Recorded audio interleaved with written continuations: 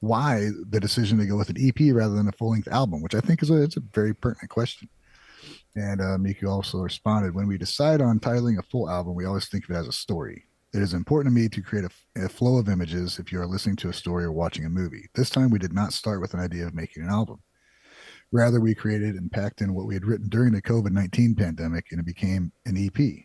So it is a parade of aggressive songs that can only be done on an EP, songs that clear out pent up emotions experienced during the lockdown. Wow.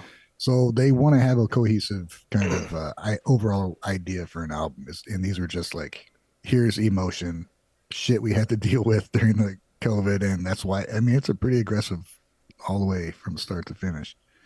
It is. I thought that was cool to hear, man. I assume that's also why the vibe kind of stays pretty similar throughout the course of it too. It's like it's got a real strong theme to it. Like they unintentionally made an album. Yeah. Like with what she explained it, they actually kind of did that, but just out of passion. Yeah. Yeah, I guess she was just. I guess the reason that they're calling it EPs because it was, what was it, 8 songs long? Yeah. That's like a normal length album in like a lot of other worlds. Yeah. You know? So I never even thought of it as like a extended play. That's an album. Yeah. Did a good job. Awesome. Yeah, it's really cool. I mean, we've all been there where a song just comes out of pure frustration or some type of emotion where like you just need to write about this and get it out. And it sounds like that's what this whole EP was, is they just had to get out their frustration using their art form that they rely on for that.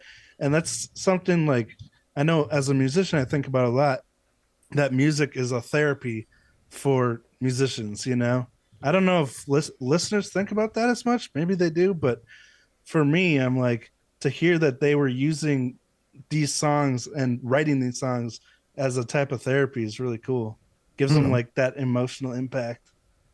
It does. It makes me want to go back and like read the lyrics again of all of the songs, you know? It enhances it a little bit. If you are enjoying these clips from our full podcast, make sure you like, comment, and subscribe. Turn on all those notifications so you don't miss out when we go live on Sunday, which is always the same time at 9 a.m. Mountain Standard Time. And if you can't catch it there, we're also on Spotify and future streaming platforms in the future, because that's where the future takes place.